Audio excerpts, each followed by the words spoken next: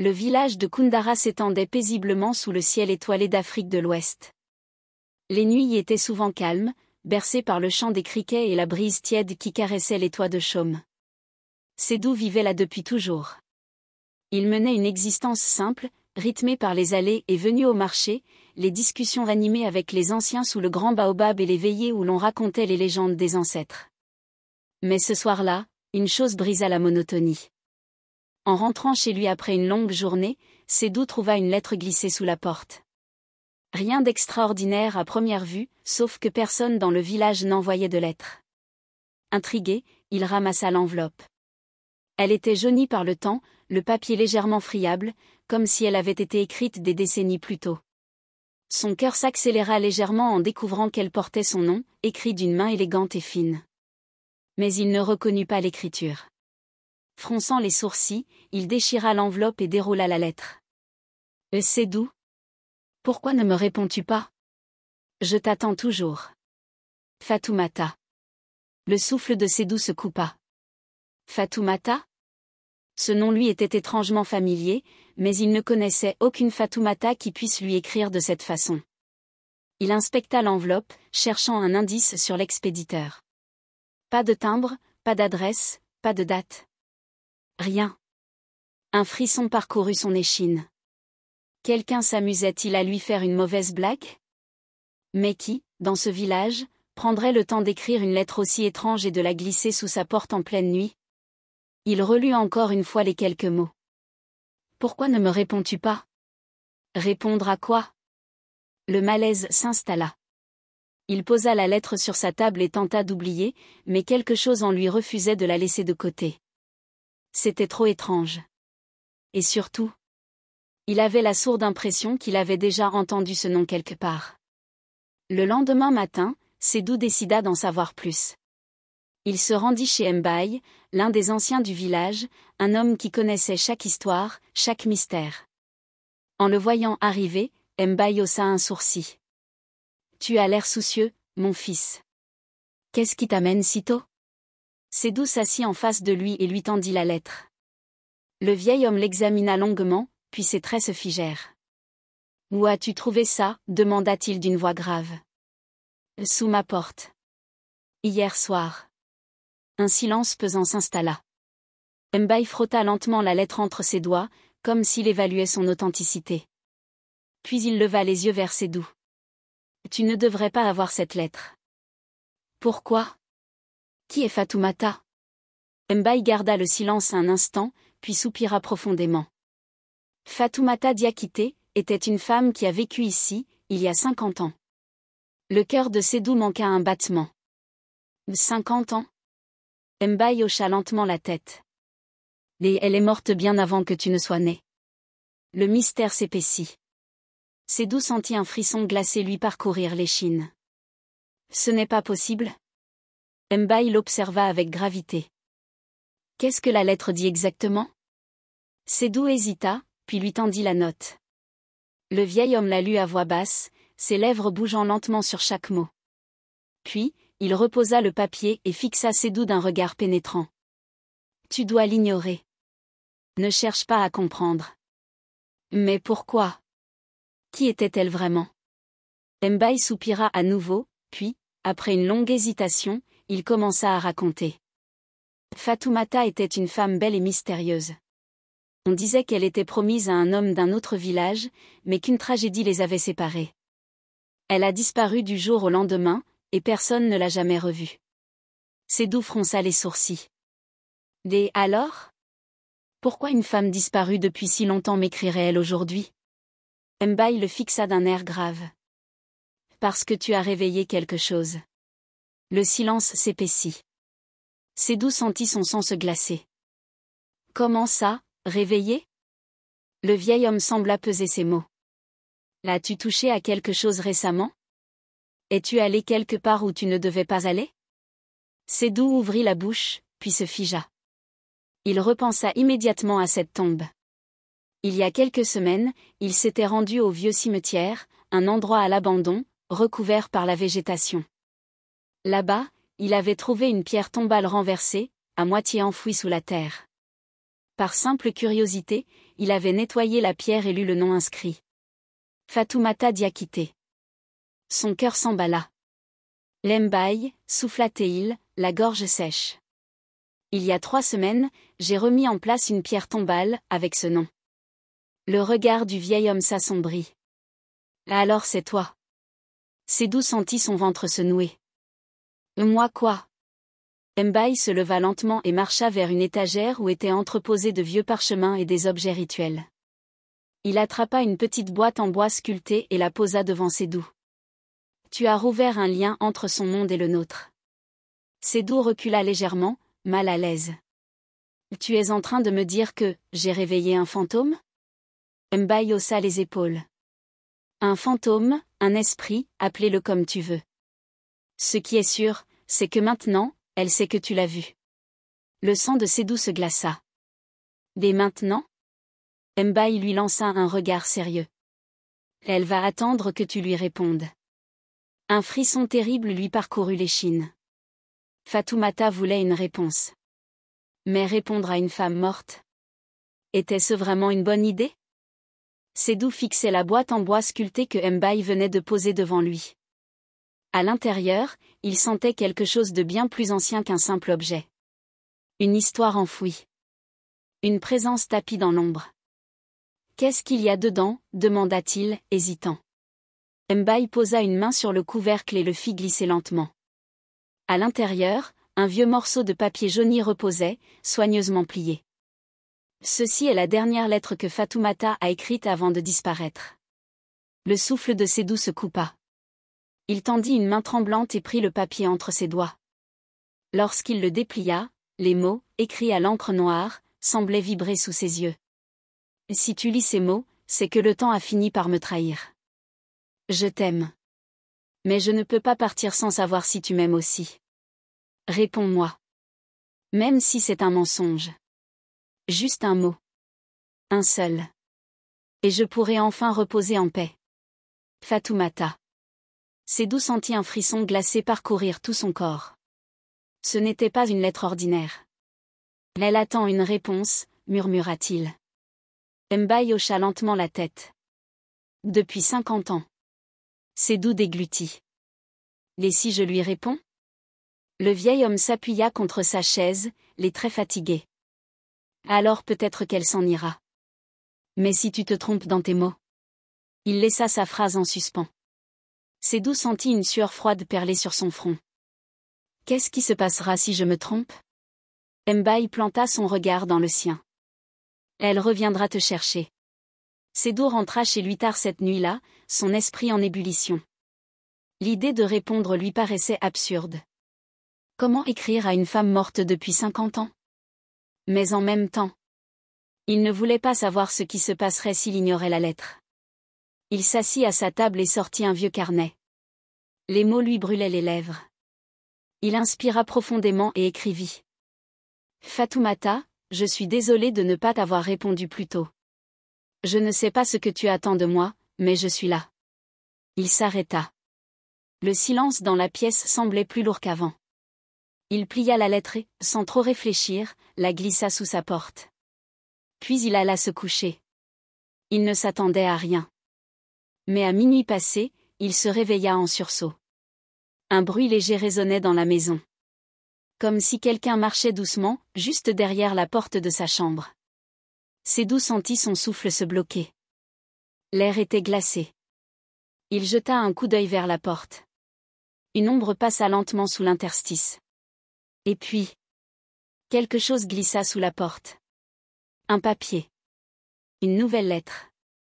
Sédou sentit son estomac se nouer. Il tendit une main tremblante et ramassa l'enveloppe. Il l'ouvrit. Je savais que tu répondrais enfin. Maintenant, ouvre la porte. Fatoumata. Le sang de Sédou se glaça. Ses doigts se crispèrent autour du papier. Ouvrir la porte? Non. Non, il ne pouvait pas faire ça. Il recula lentement vers son lit, sans quitter la porte des yeux. Mais alors qu'il s'éloignait, la poignée commença à tourner. Sédou bondit hors de son lit et attrapa un couteau de cuisine sur la table. Son cœur battait à tout rompre. La poignée se tordait lentement, comme si une main invisible la manipulait. Non, murmura-t-il. La porte trembla légèrement. Puis le bruit s'arrêta. Le silence retomba. Sédou resta figé, le souffle court. 5 secondes. 10 secondes. 1 minute entière. Rien. Il s'approcha lentement de la porte, posa une main dessus. Et dans un souffle glacé. On frappa. Une fois. Puis une deuxième. Puis une troisième. Lentement. Méthodiquement. Sédou ferma les yeux, son corps tout entier tremblant. Puis une voix s'éleva derrière la porte. Une voix de femme. Sa voix. Ouvre. Sédou. L'air devint glacial. Sédou sentit ses jambes faiblir. Il ne répondit pas. Mais la voix reprit, plus douce, plus implorante. Tu m'as écrit, tu dois me voir. Sédou secoua la tête, terrorisé. Puis, le silence revint. Il resta figé pendant plusieurs minutes, incapable de bouger. Puis, lentement, il recula et s'assit sur son lit. Il ne dormirait pas cette nuit. Et il savait qu'elle non plus point le matin arriva enfin. Sédou ouvrit la porte de sa chambre avec précaution. Le couloir était vide. Aucune trace de présence. Mais lorsqu'il se retourna vers la porte d'entrée de sa maison, son sang se glaça. Car une nouvelle lettre l'attendait au sol. Il l'ouvrit, les mains tremblantes. Je comprends. Mais je ne partirai pas tant que tu ne me verras pas. Ce soir, je viendrai encore. Fatoumata. Un frisson terrible parcourut son dos. Elle reviendrait ce soir. Et cette fois, il devrait faire un choix. Fuir ou ouvrir la porte.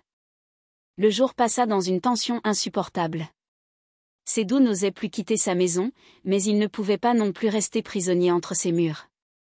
Il savait que la nuit viendrait, et avec elle, Fatoumata.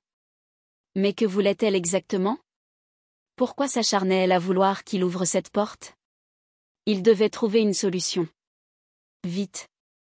Alors que le soleil commençait à décliner, Sédou prit une décision. Il quitta sa maison et marcha d'un pas rapide vers les hauteurs du village, là où vivait Sori, le chaman. Les anciens du village lui avaient toujours raconté que Sori connaissait les histoires interdites, celles que l'on ne murmurait qu'à voix basse, celles que personne n'osait écrire. Lorsqu'il arriva devant sa hutte, il frappa 3 coups secs sur le bois. Un silence. Puis un bruit de pas. La porte s'ouvrit lentement, dévoilant Sori, un vieil homme aux yeux perçants, assis en tailleur devant un feu de bois. Il leva un regard perçant vers Sédou. Je t'attendais. Sédou sentit son cœur rater un battement. Vous savez pourquoi je suis là, demanda-t-il, la gorge sèche. Sori acquiesça lentement. Fatoumata t'a trouvé. Sédou sentit un frisson lui parcourir le dos. Qui était-elle réellement? Le chaman poussa un profond soupir, avant de prendre une poignée de cendres et de les laisser s'échapper entre ses doigts. Il y a 50 ans, Fatoumata était la femme la plus belle du village. Tous les hommes la désiraient, mais elle n'aimait qu'un seul homme. Sédou fronça les sourcils. Qui? Sori fixa les flammes. Un homme qu'elle n'a jamais pu épouser. Sédou serra les poings. Mais que lui est-il arrivé? Le vieux chaman le regarda droit dans les yeux. Il l'a abandonné. Un silence pesant s'abattit dans la hutte. Sédou sentit une étrange douleur dans sa poitrine. Mais, et alors? Pourquoi revient-elle maintenant? Sori posa une main sur l'épaule de Sédou. Parce qu'elle croit que tu es lui. Sédou sentit le monde s'effondrer sous lui. Et quoi? Souffla-t-il. Sori hocha lentement la tête. Elle cherche une réponse. Celle qu'elle n'a jamais eue. Le cœur de Sédou battait à tout rompre. Mais pourquoi moi? Le vieil homme désigna le collier en perles que Sédou portait. Tu es son descendant. Sédou sentit un frisson lui parcourir l'échine. Tout prenait un sens macabre. Il avait hérité du sang de l'homme qu'il avait abandonné. Et elle était venue chercher sa vengeance. Sédou ne dormit pas. Il savait que cette nuit, Fatoumata viendrait à nouveau. Et cette fois, Il devrait lui faire face. Minuit arriva. Un souffle glacial s'infiltra dans la maison. Puis, les 3 coups retentirent sur la porte. Sédou se leva lentement, son cœur battant à un rythme infernal. Puis, il posa sa main sur la poignée. Et il ouvrit. Une silhouette se tenait dans l'encadrement de la porte. Elle portait une robe blanche, et ses cheveux tombaient en cascade sombre sur ses épaules. Son visage était pâle, presque irréel. Ses yeux, des abysses vides. Mais elle n'attaqua pas. Elle le fixa simplement. Puis, d'une voix douce, elle murmura. « Pourquoi m'as-tu abandonné ?» Sédou sentit son cœur se serrer. Ce n'était pas lui qu'elle voyait. Mais il savait ce qu'il devait faire. Il inspira profondément, puis répondit. « Je suis désolé, Fatoumata. » Ses lèvres tremblèrent. « Tu es enfin revenu ?» Un silence. Puis elle tendit une main glaciale vers lui. Sédou sentit l'obscurité l'envahir. Son corps devint lourd. Ses souvenirs se brouillèrent. Il entendit sa voix murmurer à son oreille. « Reviens avec moi. » Sédou sentit ses jambes flancher. Son souffle devint court. Il sombra. Et le monde devint noir. Sédou sentit le sol se dérober sous lui. La maison, le village, la nuit elle-même s'évaporaient autour de lui.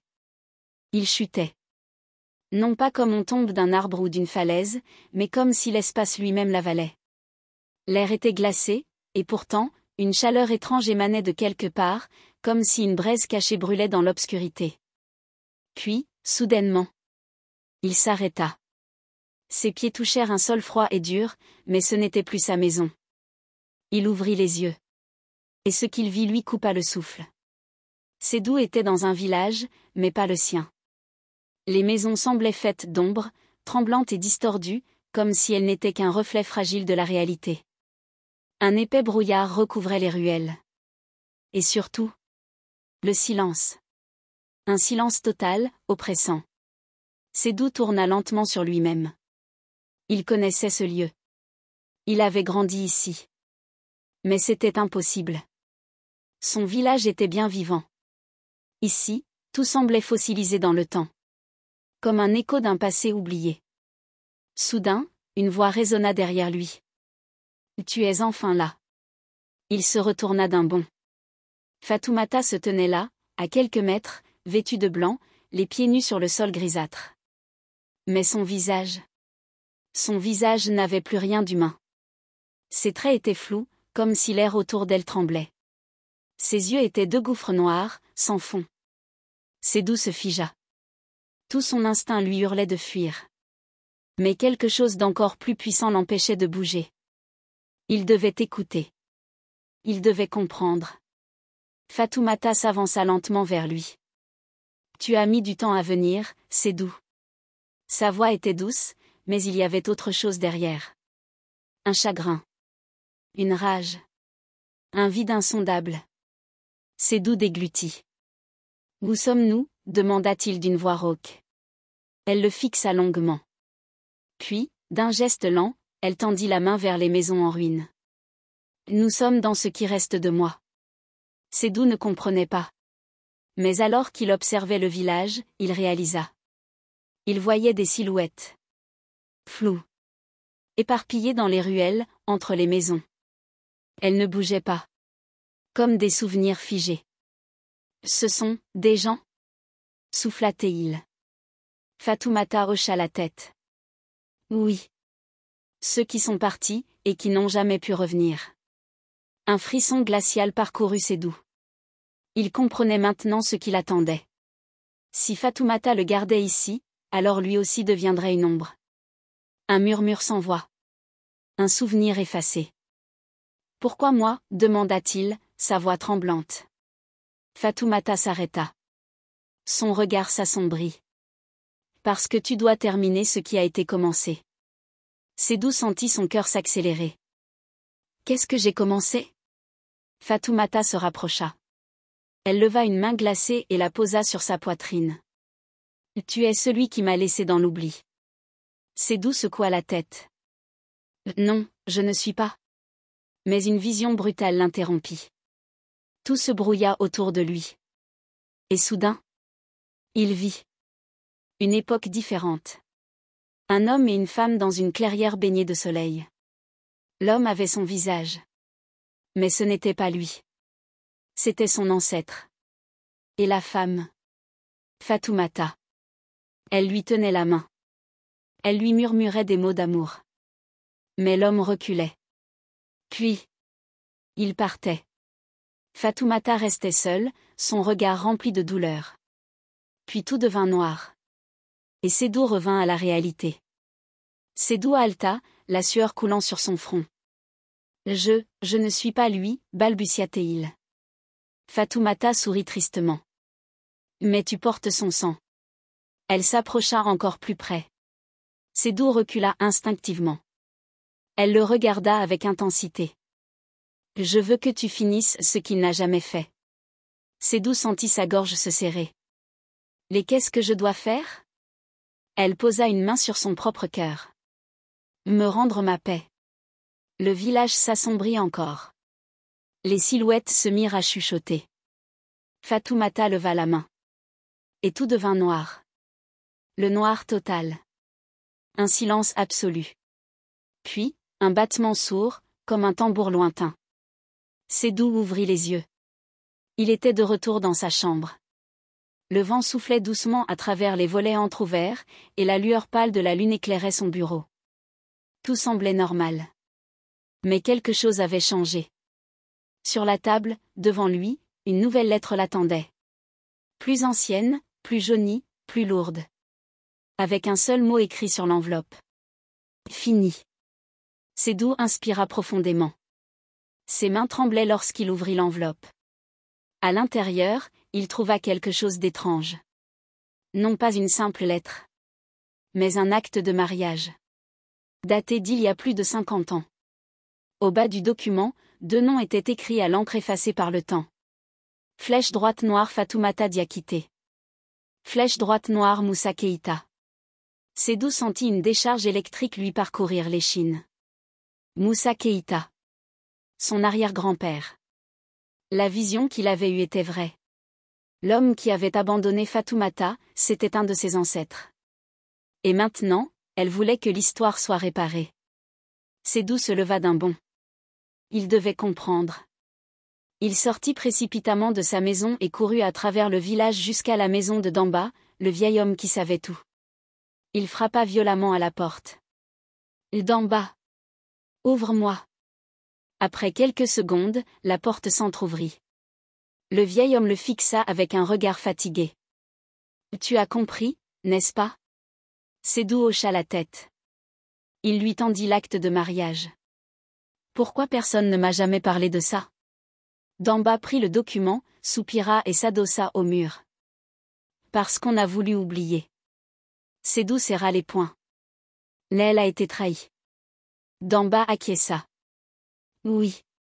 Moussa Keïta l'a abandonné le jour de leur mariage. Sédou sentit sa gorge se serrer. Pourquoi? Damba ferma les yeux un instant. Puis il répondit. Parce qu'il avait peur.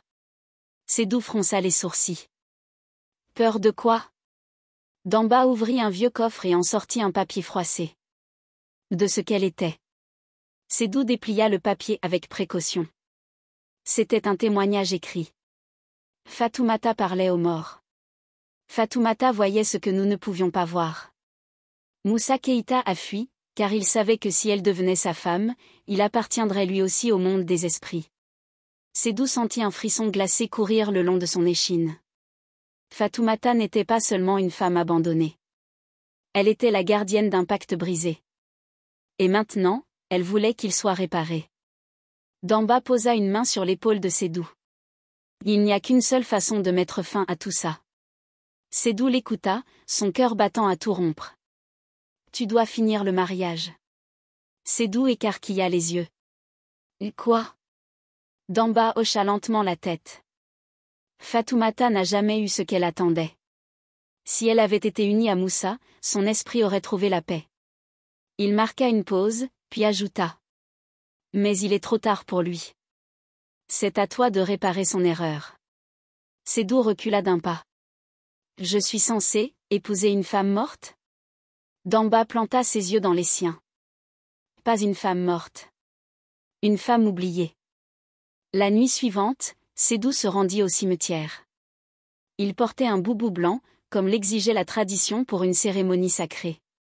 Devant la tombe de Fatoumata, il s'agenouilla et posa la lettre finale. Fatoumata, je suis là. Un vent violent s'éleva, et la lune sembla briller plus fort. Puis, elle apparut. Fatoumata, vêtue d'un voile blanc, marchant vers lui, le regard paisible. Elle s'arrêta devant lui, lui tendant la main.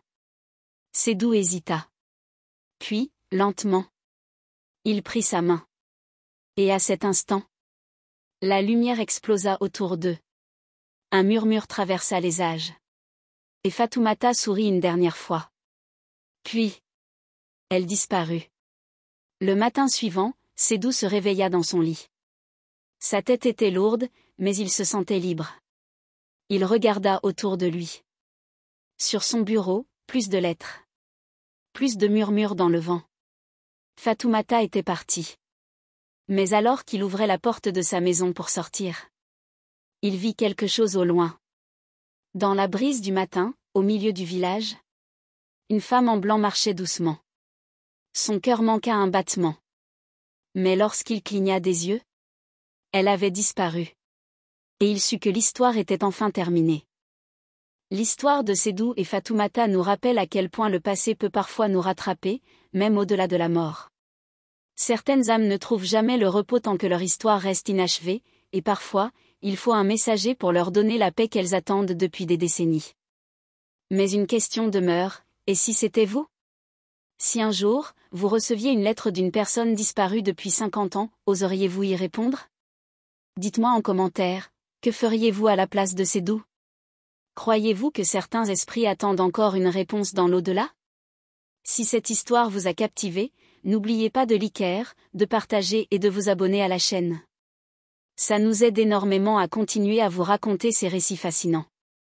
Activez la cloche des notifications pour ne manquer aucune de nos prochaines légendes et histoires mystérieuses. Merci d'avoir regardé, et on se retrouve très bientôt pour une nouvelle histoire qui vous glacera le sang, ou fera battre votre cœur. À très vite.